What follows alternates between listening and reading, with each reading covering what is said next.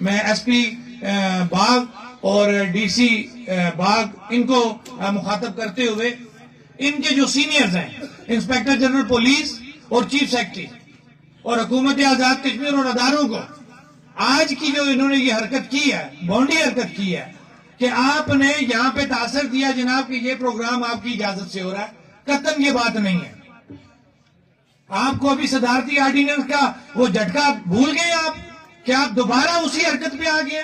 کیا باغ کی ایڈمنسٹریشن کچھ زیادہ اس پرائم منسٹر کی یا اداروں کی زیادہ وہ وفادار ہے کہ یہاں پہ آ کے انہوں نے یہ آج یہ بھونڈی حرکت کی ہے اور یہ شو کر رہے ہیں کہ جناب ہم اجازت لے کے یہ پروگرام کر رہے ہیں؟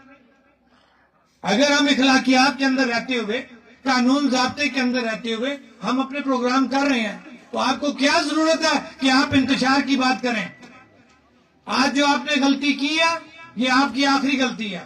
اگر دوبارہ کسی ضلع کے اندر سے، کسی ایڈمنسٹریشن کے اندر سے ہمیں زیر بار کرنے کی کوشش کی گئی تو یہ جو 6 ماہ کا ٹائم ہم نے دیا ہوا ہے ہم اس سے ٹوٹلی انکار کرتے ہیں۔ ہم اس کے بعد کسی بھی وقت احتجاجاً باہر نکل سکتے ہیں، یہ کلیئر بات ہے۔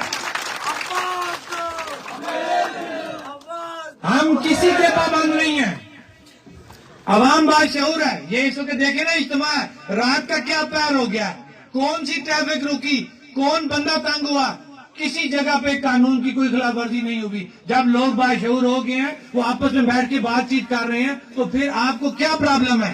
آپ کس کے کہنے پہ ریاست کے اندر انتشار پیدا کرتے ہیں؟ یہ پرامن ریاست ہے، پرامن لوگ ہیں، یہ پرامن تحریک ہے۔ اس سے پہلے بھی آپ نے 8 تاریخ کو ڈوڈیال میں جو اسسٹنٹ کمشنر صاحب نے کام کھولا اور اس کے بعد پوری ریاست کو بھگتنا پڑا۔ یہ لگ رہا ہے کہ آپ کو ابھی وہ نصیحت نہیں لگی۔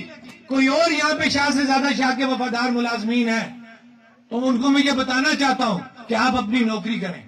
آپ کو کسی کی وفاداری جو ہے نا، آپ ریاست کے ملازم ہیں، کسی ایک شخص کے ملازم نہیں ہیں۔ لہذا ریاست کی بہتری کے لیے جو کام ہم کر رہے ہیں پرامن طریقے سے کر رہے ہیں، ہمیں پرامن طریقے سے کرنے دیا جائے۔ اگر اس کے اندر مداخلت کی گئی تو پھر ہم اپنے 6 ماہ کے ایگریمنٹ جو ہم نے آپ سے طے کیا ہوا ہے ہم اس کے پابند نہیں ہوں گے۔